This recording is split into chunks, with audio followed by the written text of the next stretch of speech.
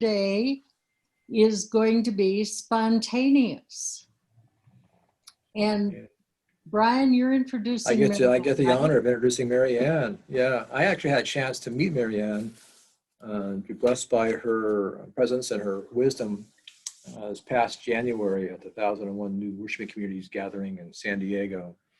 And she was the speaker there, and she was speaking about her new book, by God, Improv, and the Art of Living. But she's a woman of many talents. She's a writer. She's a free-range pastor. I love that term. She's a speaker and a ministry coach living in Reston, Virginia, which is a DC suburb, and she's a member of the National Capital Presbytery. As I mentioned, she's an author of the book God, Improv, and the Art of Living. And she was 2012's, and she also wrote 2012 Sabbath in the Suburbs. So she's written 2 books. She's been on PBS's Religion and Ethics News Weekly, focusing on her work with the Sabbath. And was recognized by the Presbyterian Writers Guild with the 2015-2016 David Steele Distinguished Writer Award. She's also serving as co-chair for the next 2 years for the Next Church, a movement within the PCUSA that's trying to call forth vital ministries within our changing cultural context. So she's a woman of, again, many, many talents. She's an adjunct professor at the George Washington University School of Medicine, working alongside physician mentors to teach clinical skills, interviewing, and patient coaching and care. So, MaryAnn, a lot going on, but thank you that you found this time to share your wisdom with us today. So glad you're here. Thank you so much, Brian. It's good to see you again. It was nice to meet in the before times, as I've often heard it referred to pre-March in a different world that we lived in. It is good to be here with you, and just a little couple of housekeeping or promotional notes. The Board of Pensions is doing a well-being respite next week around Sabbath. So if you're interested in that content, I'm doing a workshop as part of that event. But the focus for today is my second book, the more recent one called God, Improv, and the Art of Living. And I have paperback copies of that book that just came out in paperback over the summer, and they sent me a stack of them, and I don't know what to do with these. So one of the things that I will do with them today is I'm going to give one away to one of you. So all you have to do, if you would like to receive a copy, is in the chat box, send just to me so that we don't kind of blow up the chat screen. So you can send a message to just one person. Send me, if you would send me your email, and that signs you up for my newsletter, which you can unsubscribe if you just want to do it for the giveaway, that's fine. And then at the end of our time, I'll pick a person at random. So go ahead and be invited to do that if you would like. What I'm going to share with you is stuff that kind of goes along with that book, and some of it appears in the book, but is also a little bit of a standalone thing. And this is an adaptation of something I did with a group of coaches here in Reston, where I live. But we get to talk about a little more of the God stuff as a Presbyterian coach network, which I hope that you all will do as we go along. So let me ask first, and we'll just have a couple people do this, but I would like to know if you can think of a time recently. I love that our word is spontaneous. Think of a time recently when you have been surprised, like maybe sometime this week. When have you, something that has surprised you, kind of come out of the blue in your own life or maybe in your coaching? Anybody have an example? And just go ahead and unmute yourself and share what that might be.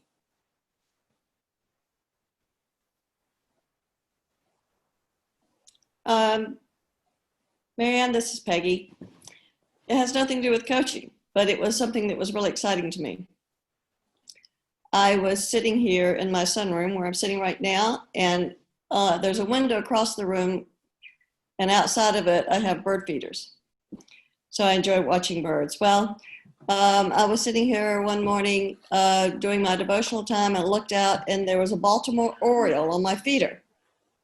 which I've never seen before here in Kentucky. So I was just so excited. Like I said, it has nothing to do with coaching, but it was just an exciting time. And it's really kind of bizarre how exciting, you know, seeing a rare bird can be, you know, because I love bird watching, but I'm not a professional bird watcher, but I just love seeing what shows up. And that was kind of cool. That's great. That's great. It's in a time in the last 6 months when so much has felt surprising, it's nice to just have a pleasant surprise. So that's a great example, Peggy. Anybody else have an example recently? Sure. I went on vacation and I really said no to work. And that was a surprise for me and everyone. Wonderful. That's great. That's great, Kristen. I was heading to my office, driving in my neighborhood, and I just happened to see like a family of wild turkeys. I mean, it must have been 8 or 9 wild turkeys just kind of in our backyard, actually. And so I was just, the last thing I would expect on my way to work was to see wild turkeys moving around. So I just stopped and enjoyed them for a while. Love it. We have a bird theme going with our surprises this time. Yeah. Anything else come to mind? I had a moment this week. We are currently in Virginia doing some work on our house we have up here. We live in South Carolina, but it's one we kept for retirement. And in all the crazy COVID time, privacy has not happened just because everybody's been sheltered in. And I had about an hour the other morning that I could sit out here on the front porch and read, and nobody else was around. And at first I was a little creeped out about it, but then it became a really nice, surprising time. So yeah. These are all great examples, and probably, you know, each of them, what they maybe have in common is that you had to have your eyes open to see that surprise. You know, those little moments of grace happen all the time, and sometimes we miss them. I like those kinds of surprises as much as anyone, but one of the things I want to say at the outset is I think about improvisation. I study improv when we all could be in the same room together. I've even taken classes in improv. But it is not something that comes naturally to me. Good surprises and little surprises are nice, but I kind of like to know where I'm headed. And so it's one of the reasons I love to do these kinds of presentations to Presbyterians, because I think we kind of like to know where we're headed, and we're very good plan-oriented people, very capable generally, and kind of want to set out to achieve a goal or to get somewhere and to know where we're going. And ambiguity is uncomfortable. And so what I'm going to bring to you today feels is not something that comes naturally to me. As I write in the book, I like my backup plans to have backup plans.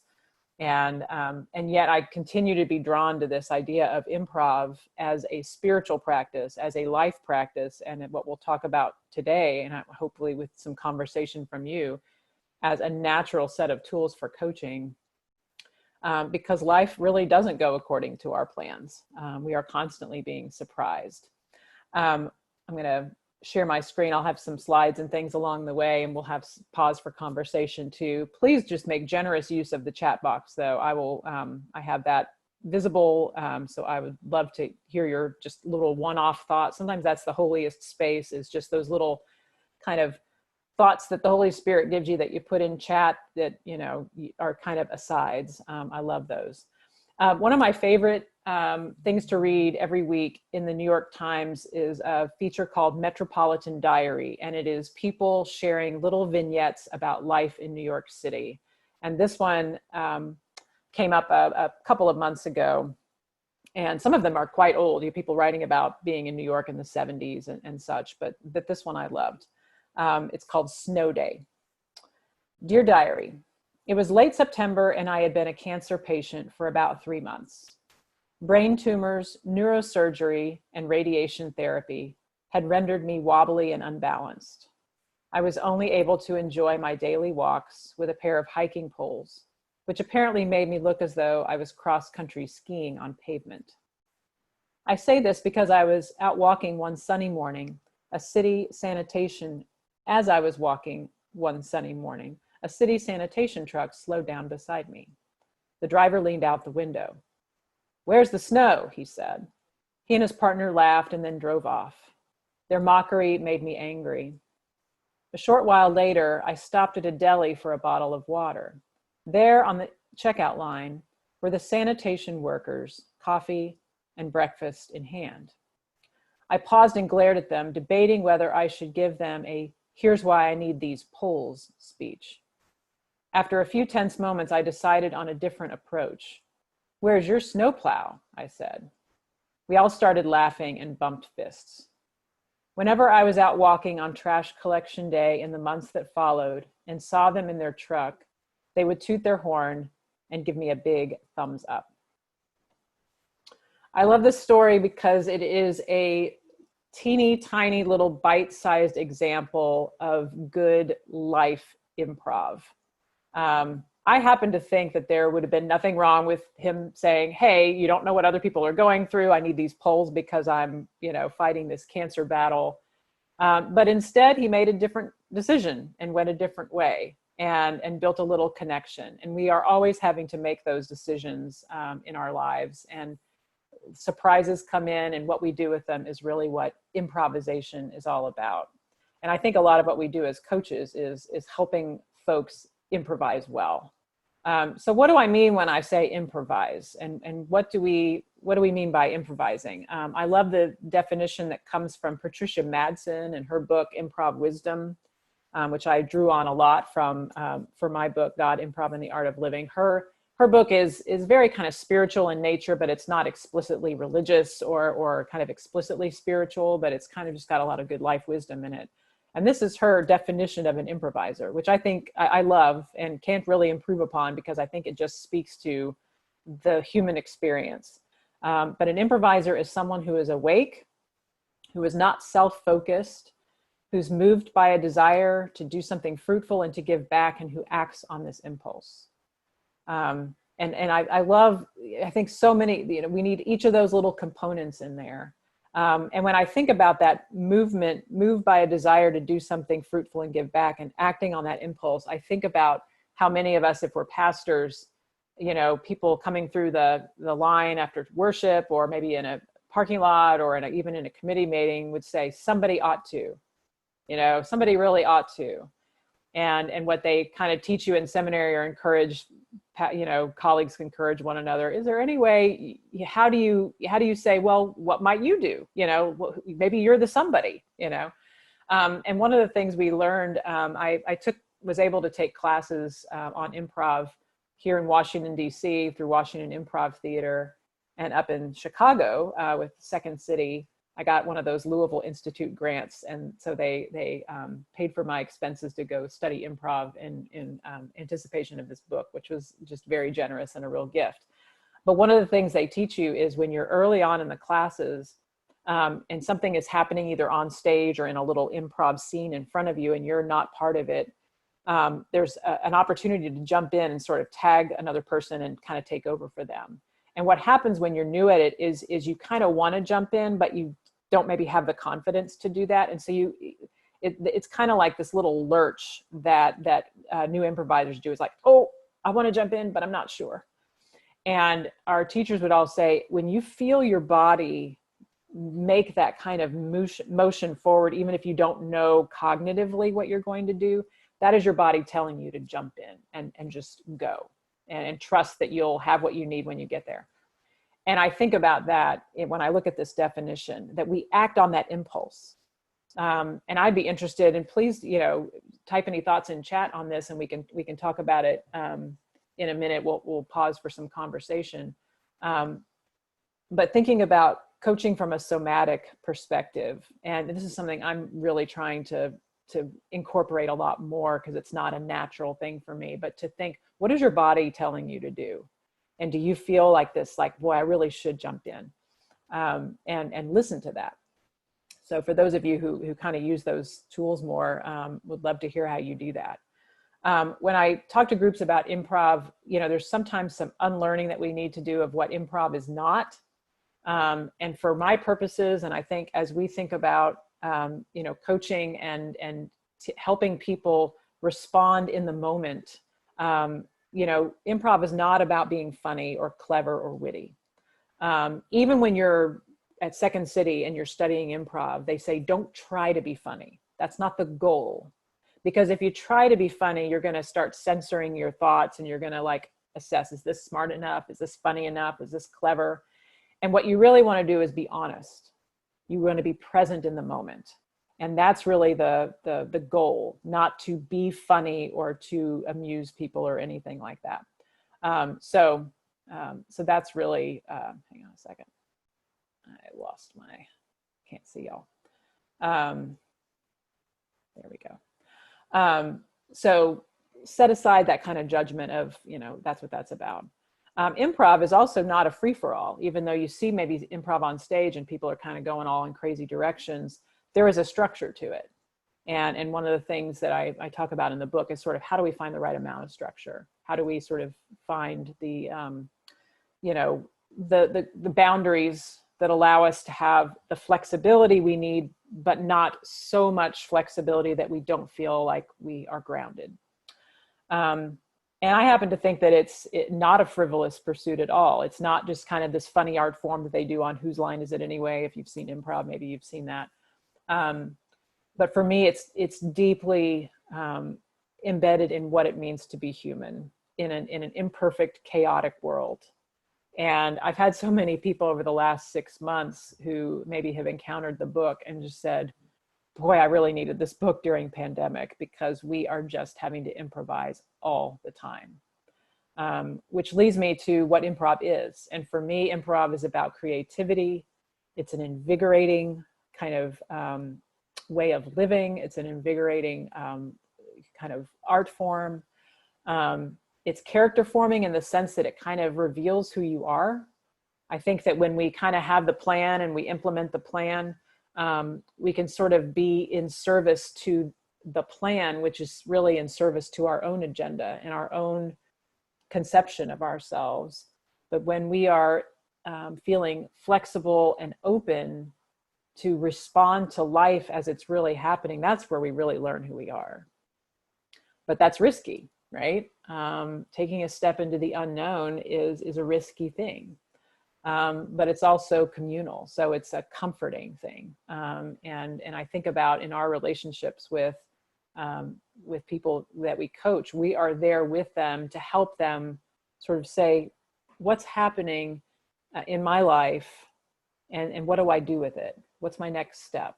And we'll talk about that in a minute. But the last thing I want to say about what improv is that it's connected to performance, I think, in the most beautiful way. I took a biblical storytelling workshop many years ago from Dennis Dewey, and he talked about the origins of the word perform. And perform literally means to form fully or to create to completion. And my goodness, that's what we are after, isn't it? Isn't that what we want to do as coaches? Isn't that what we want to do as human beings, is to form our lives as to create it as completely and fully as we can. So we are performing in a sense. What I want to do next is kind of talk about some kind of biblical connections that I see to this improv stuff. We'll talk about some kind of a definition, or not a definition, but sort of the grounding principle and some other principles that I think can help you in your coaching and thinking about your life in general. But let me stop for a minute and just see what kind of comments or just questions that you have thus far, or what is this making you think of?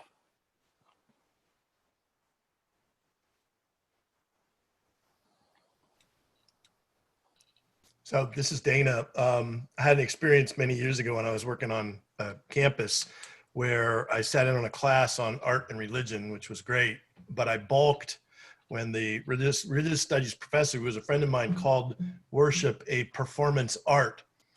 And I realized later That it wasn't that my concept of worship was so high, but my concept of art was too low. And of performance, and that somehow I had performance in my mind as a negative thing rather than a positive thing, like you just defined it. Oh, thanks, Dana. Janice, I wonder if you would elaborate on your comment, and it's okay if you don't want to, but the starting out as coaches, so many parallels, you said. Do you want to elaborate on that? Well, both thinking back about my own journey and also as a certified mentor coach, as I work with newer coaches, that one of the big challenges that I think we all have is there's so much dialogue going on in our heads. Okay, should I come in here? No, well, maybe that's not the right place. Well, what's the right question? How should I phrase that? Is it really okay? Does it follow what I'm supposed to do? And as we get more and more experienced, then we're more comfortable being in the moment, listening and asking questions. But it also pulls out of me the challenge that I have of someone who is not normally spontaneous, of being able to put creativity into coaching and to not have to stop and script, but look for those opportunities where I can ask a client, well, if this was a cartoon strip, what would the next page be? Or, you know, what would you title this chapter in your story? Whatever the thing is, that is still something that's hard for me to be able to do spontaneously.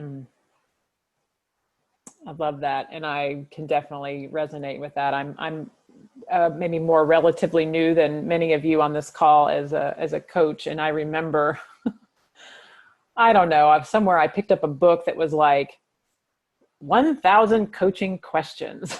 It was like these canned, you know, if you're in this situation, you can ask this question, you know, kinds of questions. And I mean, I don't have any, you know, no shade thrown to people who use those and find them helpful, but it's like, how am I supposed to do this? Like, am I supposed to be flipping through the book while the person's talking? It's sort of, but it spoke to my own anxiety of like, not a lack of trust that I will not have the right question at the right time. And sometimes you don't, but it's a lot better to just be in the moment than to sort of, you know, kind of try to have a canned, but you know, like I said at the beginning, I love having a script. So I was really drawn to that at first. Yeah, Mitchell.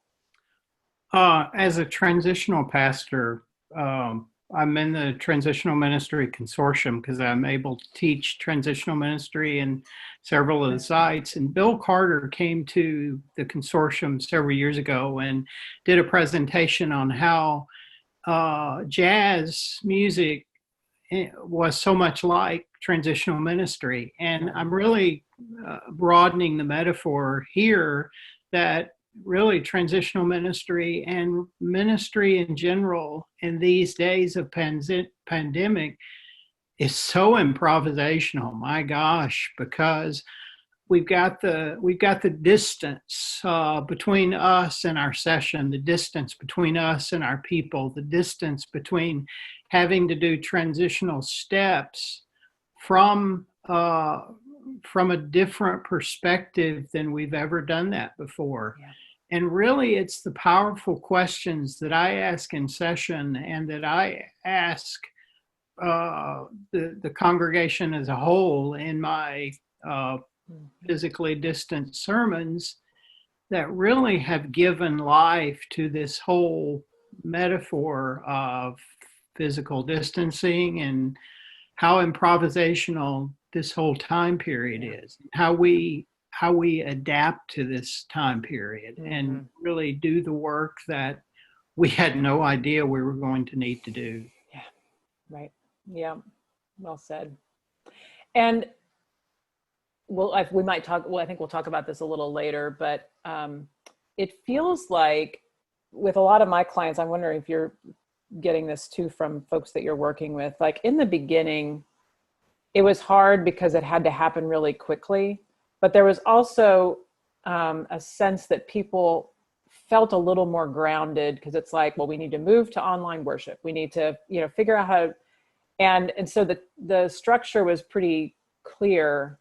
And it feels like now with people, it's getting really hard because it's not clear. Like I wonder, like I said, improv isn't a free for all. It needs a little bit of structure. Like we don't have enough structure right now to feel like we're improvising successfully because the church down the road is opening in person, but we don't feel like it's time to do that yet. And so, you know, how do we, and we have people in our churches who are like, I'm going to go down the street because I'm sick of this Zoom stuff. And, you know, so it's like, it's become harder to improvise well because, I mean, how long are we going to be doing this? You know, I mean, all these sorts of things. So, so anyway, I think Mitchell, you're right on as to, you know, we're all getting a crash course in this. Let's, since we've kind of brought up the sort of church sphere. So I mentioned Patricia Madson's book. The other book that I really drew on when I was writing mine is sadly a rather dry book, but a valuable one if you kind of want a really good kind of theological scriptural grounding, is by Samuel Wells, called Improvisation, the Drama of Christian Ethics. And I did find when I was reading the book, I was like, I just don't feel like this guy's ever taken an improv class. It didn't feel very improv-y, but it has a lot of great stuff in it. And by the way, I was able to meet Bill Carter, who Mitchell mentioned a minute ago, and we did some stuff together. And the jazz, I mean, the resonances are really strong and connections between the two. And I think it's interesting that jazz and improv, and by improv, I mean improv comedy or improv on, you know, in a theater setting, are both American art forms. I mean, they're done elsewhere, but they started here, and I think maybe in Canada too, a little bit with improv. Just kind of an interesting thing. But Sam Wells says when we have something that happens to us, you know, like that story of the guy with the hiking poles who's got the, you know, garbage workers who kind of yelled this thing at him. You know, we have three choices as to how we can respond in this situation. And I think this stuff can be really helpful in thinking about coaching people who are maybe in a crucible kind of moment of having to decide what to do. The first is what he calls blocking. And blocking is simply to deny what's happening, to try to run the other way, to say no to it, to kind of just try to keep it away by any means necessary. And he says in his book, you know, you usually can only block for so long. But that is a choice available to us. So, you know, you got this weird symptom that you're feeling, and maybe you ought to get it checked out by the doctor, but you're just going to block it. Well, just ignore it. It'll probably go away. The second alternative, according to Wells, is what he calls accepting, and that is simply to acknowledge reality, to no longer block, to not say no to it, but not really to do much with it. So that is simply, I'm going to open my eyes and acknowledge that this is real. Life has handed me this circumstance, but I'm just not going to do too much with it. The third alternative is the move of the improviser. And that is what he called over-accepting in his book. Over the years, I've kind of nuanced that to calling that embracing, which is, this is real, this is happening, and I'm going to do something with it. And that is the affirmative next step. So make sure you have access to chat here, because I want to ask you, can you think of someone in scripture who is a good example of blocking? Who was a good, you know, if you think about someone who had an opportunity or something happened and they tried to kind of push it away or deny it in some way. Herod. What'd you say? Oh, I heard somebody say one. Herod. Oh, Herod. Oh, great. These are great. And yes, several. The rich young ruler, right? Yeah. Trying to kind of get out. How do I wiggle out of this? Jonah, Pharaoh, Sarah laughing. These are all great. My favorite example, and I think there's so many. I mean, there's tons of them in scripture. But I love Jonah the most as an example of blocking, because it's also an example of what Sam Wells says, that you can only block for so long. I mean, he tries to go the other way. Adam's another great example. And big fish, 3 smelly days in the belly, and then he ends up going to Nineveh. I think that he's also a good example of accepting, because his sermon that he finally preaches when he goes to Nineveh is like 1 sentence long and really kind of perfunctory. But another favorite one, and I think Sam Wells talks about this one, is the parable of the talents. This is an example of accepting, specifically the example of the third person. The landowner gives money to these 3 servants. 2 of them invest the money and double their return. And then the third takes that 1 talent and buries it in the ground. And that's accepting. So he doesn't say, no, I'm not going to take the money, but he takes it and he does absolutely nothing with it. And that's accepting. Many, many stories of embracing or over-accepting, if you want to use Sam Wells' language, in scripture. And it's one of those things that once you start seeing it, it sort of pops up everywhere.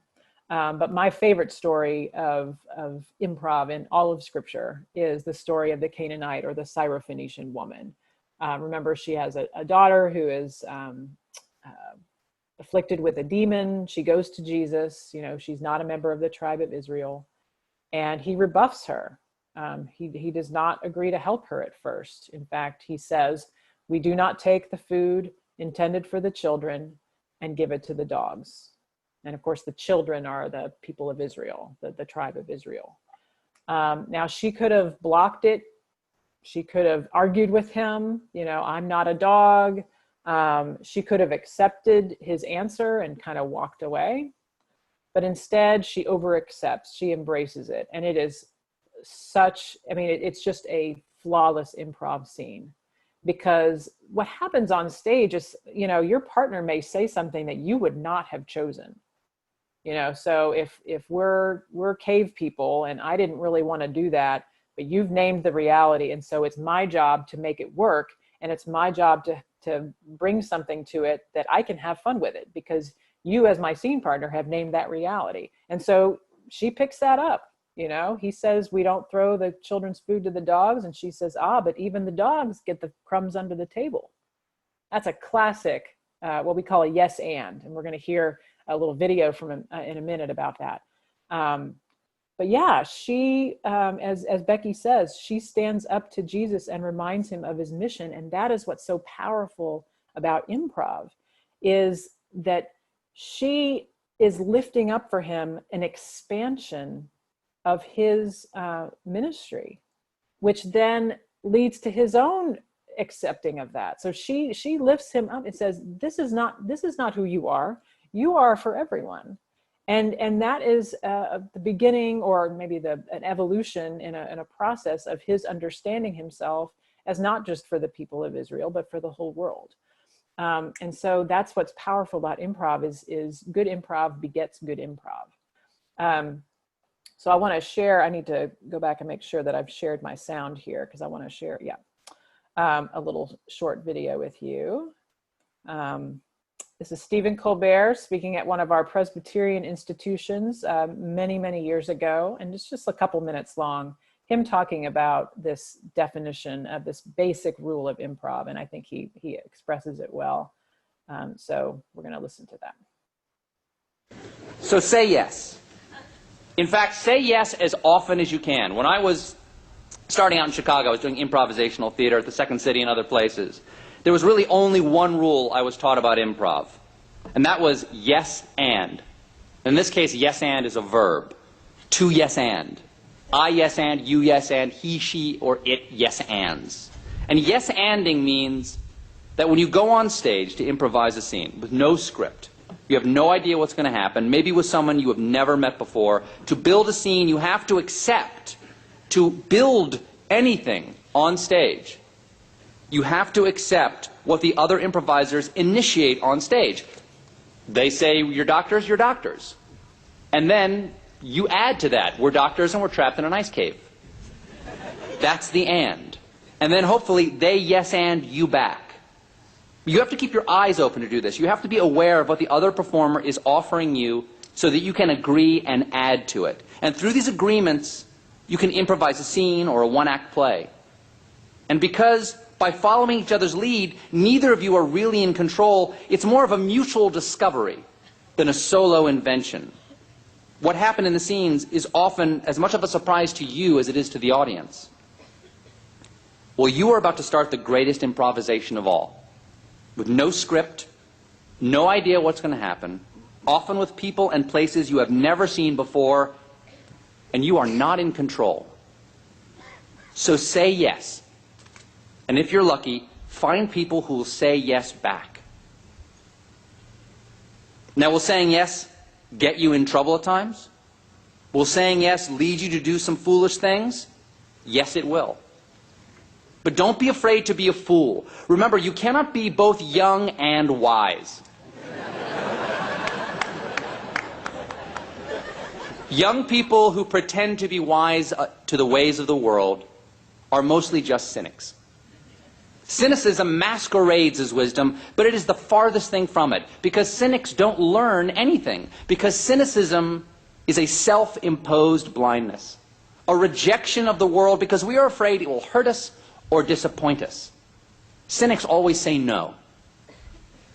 But saying yes begins things. Saying yes is how things grow. Saying yes leads to knowledge. Yes is for young people. So for as long as you have the strength to, say yes. And that's the word. All right. One more slide, then we'll have some conversation again.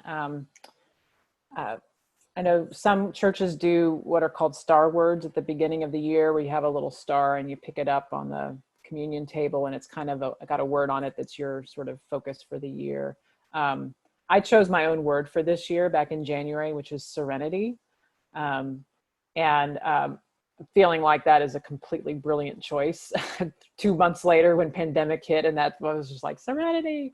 But I love, I've long loved the serenity prayer. It's been a part of my family's lore because my father was a member of 12-step AA for much of his life and what I remember of him primarily. But so this was posted in my house, but it's called the serenity prayer, but I think it's the improviser's prayer, because it's about finding what we can change and what we can't change, and knowing the difference and taking that action.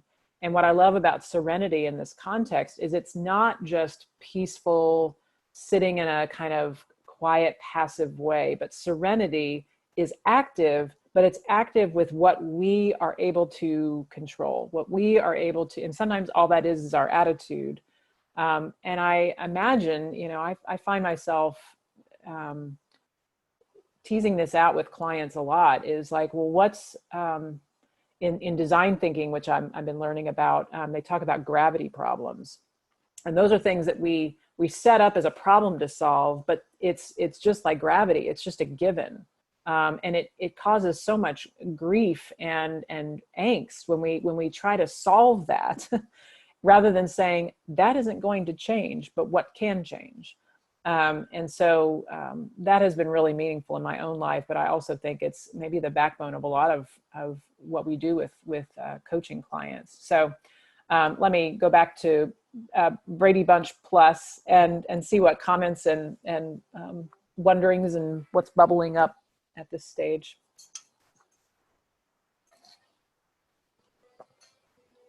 Corey, that gravity problem, it comes up in a lot of places, but I got it specifically from a book called Designing Your Life, which if you're interested, I put the title there. If you're interested, I think it's very consonant with improv because design thinking is all about kind of really getting a sense of what's going on and how can we build a little prototype to kind of test things out and see what's working. And then you go back and you kind of tweak that and kind of keep it going. But it's very much, and that's where they talk about gravity problems, because we spend so much energy kind of trying to change things that we can't change. And then they also talk about a separate problem, which is called anchor problems. And that's, anchor problems are phrased in a way that keep us stuck. So, You know, how can we increase our membership in our churches so that we can, you know, make our budget goals? That's an anchor problem, because it is the way we define the problem keeps us stuck. Is that really what our goal is? Or is our goal to be the church faithfully in this changing culture, you know, whatever. But I highly recommend that book if you're at all interested in design thinking, because it's on a personal level, as the title suggests. But anyway, other comments or things that you're kind of noodling about at this stage?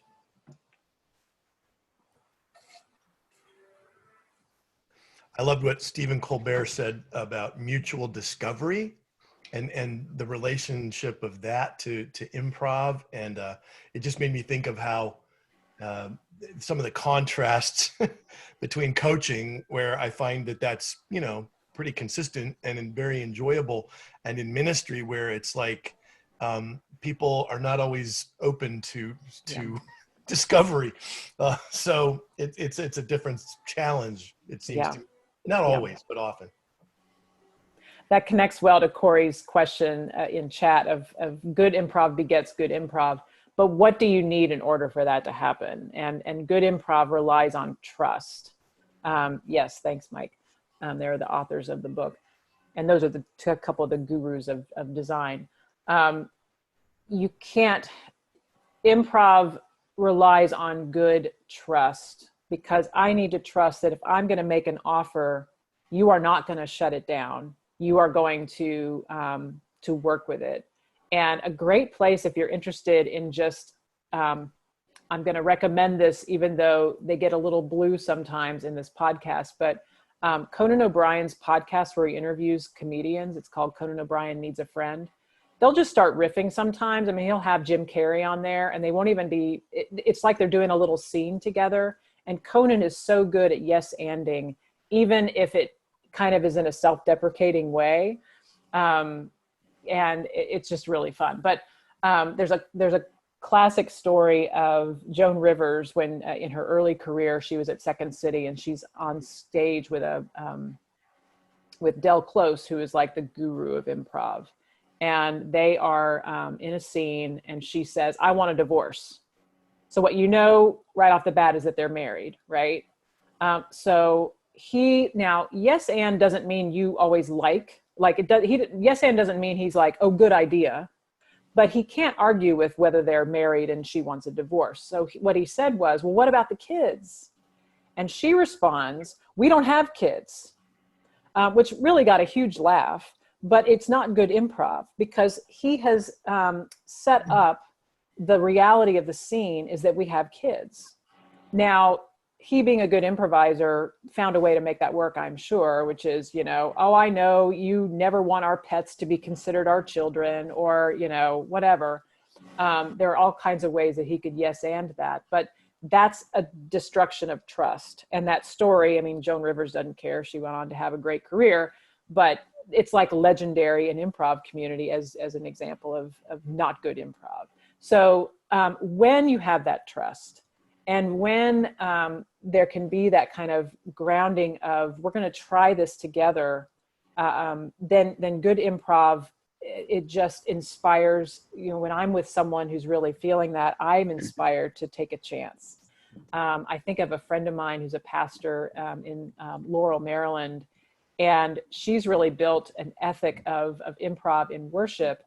And one of the phrases that she uses that she got from a teacher that we both had is, "There are no mistakes, only unsupported actions." And so, you know, what that means is, of course, there are things that happen that, you know, have an impact on people, and not denying that. But you think about a place like worship where the microphone squawks, you know, and that could be seen as a real misstep, or, you know, somebody said something, or, you know, I've done a baptism one time and there's no water in the font, you know, those kinds of things.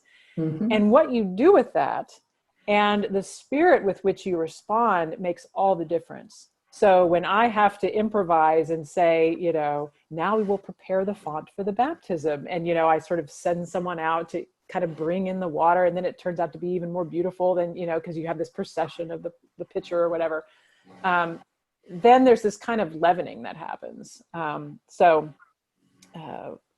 Anyway, that's I think a little bit about that.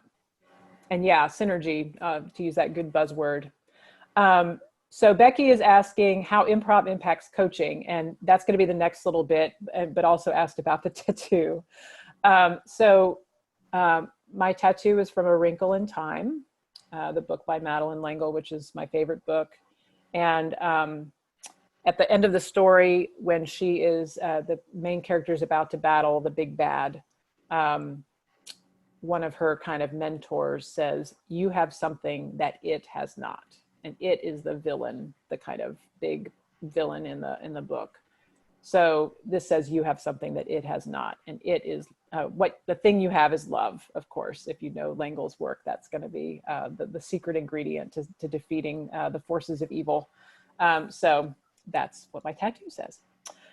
So let's go back to the slides, because Becky asked rightly kind of, you know, how does this impact coaching? And a few of the tools that make for good improv, I think also make for good coaching. None of what I'm going to say is going to be particularly revolutionary, but I think that, you know, sometimes the simplest lessons are the most important ones. The first is the number one most important skill of a good improviser is not being funny. It's not cleverness. It's not being really fast on your feet. It is the ability to pay attention. How can we yes and when we don't see the world as it is around us? And for me, a lot of if there are ahas that happen with my clients, it's often when they're able to sort of see the world in a way they hadn't seen it before. You know, how many of you have had somebody, oh, I never thought of it like that. And that really resonates. I have a picture up here to evoke the story of the hemorrhaging woman and the woman with the flow of blood who touches Jesus' robe, because sometimes in the kind of longer version of this, I talk about different kinds of attention, and kind of neuroscience has lifted up so-called deep attention and hyper attention. And deep attention is kind of what we need to solve complex problems, you know, to sort of really to read a novel, that kind of deep, kind of prayerful, intentional work. And hyper attention is what kept us safe on the savannah, sort of looking at the overall landscape. And I think what we can do as coaches is to help people see the hyper kind of, you know, let's get a sense of the world as it is, and the world maybe as you'd like it to be. And then we also have to do a lot of internal work of where are you getting stuck, and who's your saboteur, and what does that look like? And I think just, you know, Walter Burkhardt, the Jesuit theologian, talks about contemplation as a long, loving look at the real. And boy, I just think that's so much of what we do as coaches. Another piece that I think is really key in improv, and really that we draw on a lot as coaches, is just taking the next step. Sometimes when we're watching an improv scene, we think that, wow, where did they come up with that? I never would have come up with that idea. And it sort of takes the scene, or maybe the jazz piece, to be reminded of Bill Carter, in a completely unexpected direction. But really, the backbone of improv is built one step at a time. And all that person does when they come up with that off-the-wall idea is they are doing what is obvious to them. So Patricia Madsen in her book talks about one of the principles of improv is simply to do what's obvious. And how many times, I mean, I can think of so many times, you know, you're sort of unpacking something with a client, and I'm sitting there going, I have no idea where they're going to go with this. I feel like we just took everything out of the closet. It's just strewn all over the room. And then I just will say something like, kind of, where are we? You know, what's bubbling up as a place you might go with this? And they just go, oh, well, I need to, you know, X, Y, and Z. And it was just so obvious to them. And the good thing about that in improv is, you know, if we had more time and we're all in the same place, there's a exercise that I sometimes do when I'm talking about this concept, where people pick up an object and they do something with it. And they illustrate, like a water bottle can also be a rolling pin, or, things like that. And someone will come up with something that you never would have thought of, but it was perfectly obvious to them. So that, I think, is another piece that's really important and key in coaching. The other thing, and that I will say that I think is really, and I'm thinking about this a lot right now, is improv really thrives on limitations and kind of constrictions, creative kind of limitations. There's a game that you can do where you invite people to get up, 3 people, and I can't remember, Brian, if we did this with the 1001 coaches, but you give them a fairy tale, like 3 little bears, and they have to act it out. And then you say, now I want you to do the same thing, but you only have 1 minute to do it. And they have to kind of figure out what is the most important thing of what we just acted out and pantomimed, and do it in 1 minute. Okay, now you need to do it in 30 seconds. Now you need to do it in 15 seconds. And it just gets more and more hilarious. And I think about that all the time right now, because I'm watching, I'm taking part in worship services with colleagues leading, who are just finding the most beautiful and interesting ways to connect with the limitations of Zoom and needing to stay at least 6 feet apart from one another. And I think it's a perfect example of yes and doesn't mean you always like what is happening. And I had an improv teacher who called it the orange sky problem, which is if I'm on stage with you and you say, wow, the sky is really orange today. I can't dispute that. You've already laid that down as the reality, but I don't have to like it. I can be confused. I can be angry. I can be excited. And so that process of coming to terms with what is, and then saying, what is my next step that brings about the most wholeness and shalom for myself and my community and the world is really what I think coaching is all about, and what improv is all about. So let me stop there again. I've got one more little slide as a closing, but I would love to know, yes, it literally is orange right now on the West Coast. God bless them.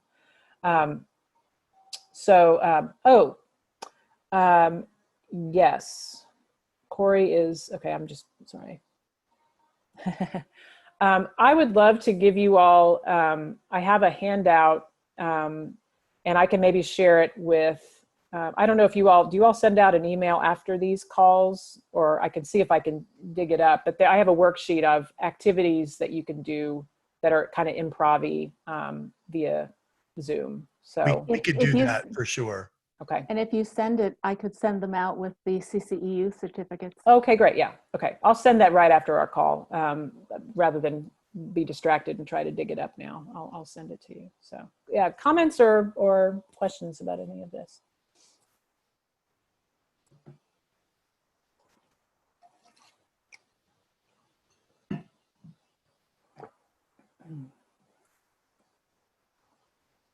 All right, it's sinking in.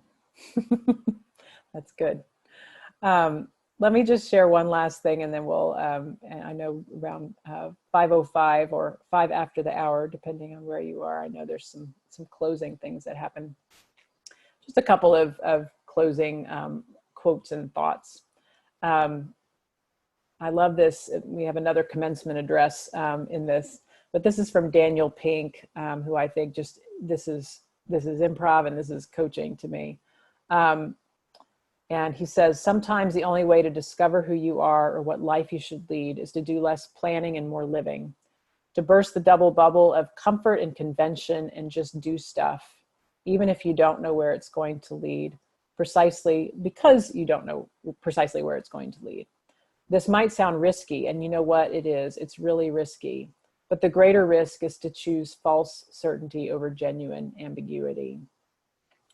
And I think, you know, maybe like you know, I coach people who kind of need a little, they're finishing their DMin and they need accountability to write their 6 pages every week or whatever.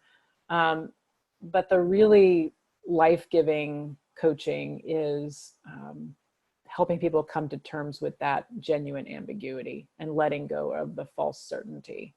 And that's why I said at the outset, you know, I would love to just set up my plan and carry it out. It feels very safe and comfortable to do that, but it's just not the way the world is set up. And to me, this is the work of faith, is to come to that deeper level of being comfortable with the genuine, or at least an awareness of the genuine ambiguity. One of you wrote in comments, this would be really difficult for strong J's. Yes, I am a strong J, and I find it difficult, which is one of the reasons I present about this so regularly, to keep myself accountable. Final thought, and then we'll have our drawing for our book. You may have seen this fortune cookie. Fortunate made the rounds on social media some time ago. You are going to be okay, but maybe not in the way you plan to be. And to me, that's as good an affirmation of faith as any. And it is what I just cling to and celebrate about good life improv. Absolutely tough for Presbyterians. And yet I've led this kind of thing for a lot of Presbyterian groups. And I think it's one of the things that people, and maybe in coaching we do this too, is affirm that people have what they need and are doing this work already. You know, it's hard, and many of us would rather kind of know what's going to happen, but we have a number of resources that we draw on. Okay, so I've typed into random.org. I think I had 7 people, and I'm going to generate a random number. Okay, that is 7. Let me just count who that was. I'm pretty sure that, okay, hang on. 1, 2, 3, 4, 5, 6. Cindy Thomas, are you still on? Yes, I'm here. All right, I'll send you an email and we'll figure out how to get it to you. So, wonderful, thank you. Yay! I love giving stuff away. So, good. Any other comments or questions? Really rich discussion here. Appreciate it. All right. Yes, take care, Kristen. All right, well, it was really fun to be with you all, and I just love being with my guild, my fellow coaches, and thank you all for what you do and how you're helping midwife people through a really, really difficult time. So Thank you, MaryAnn, so for being here today. Yeah, but thank you for your time, your wisdom, thanks. generosity. Thank you so much. That's Thank you. fantastic. Yeah. And congratulations, Cindy. Thank you. That's right. The rest of us are going to have to actually pay for it. So, That's you know, right. we're looking There for you it. go. Thank you for that. Thanks. So let me share my screen real quickly so that you all know how to get your CEU if you are a paid member of the President and Coach Network and you need those CEUs for recertification, which I think we have to do about every 3 years or so. Please send the opening and the closing words. I'm going to give you the closing word in a moment to presbyteriancoachnetwork@gmail.com. And a word of thanks to Janice, who's the one who's still generating those certificates for us, and we appreciate that. So the opening word was earlier. I'm not going to give that again. So if you didn't get it, sorry. Maybe a friend will take pity on you. But the closing word is serenity. Nice. So please send those. And Janice, to be kind to Janice, please send those within the next day or so, so that she can, keep all of that time condensed in her week. So that's the first thing I needed to mention. The second is our next meeting is October 8th at the same time, 4 p.m. Eastern, and Lorna Kauk will be our, I think, is that right, Lorna? Or did you flip-flop for a different month? I might have remembered that wrong. I think Lorna's next month with forgiveness coaching.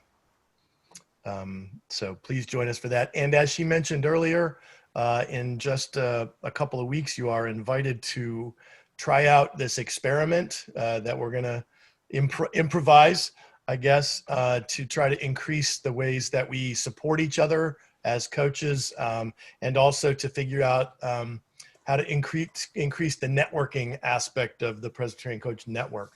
And so please join us. We'll definitely be sending out another email reminder about that. I think that's everything I have. Brian, do you have anything else? No, that's it. I think so. I'd like to say thank you to the people already sending in their requests for their CCEU certificates. And if anybody else could do it, then as soon as you hang up before you go to do other stuff, that'd be even greater. Thanks. Best time to do it. Yeah, thanks for that, Janice. Anything else? Any questions? Any items for information folks have? There's a great turnout today. We had 16 people on, which was a good number for us, and glad to have you all here. Great. Thank you. Thank you. Everybody. Thanks, everyone. Everybody. Thanks again. Take care. All right. Bye. Bye-bye.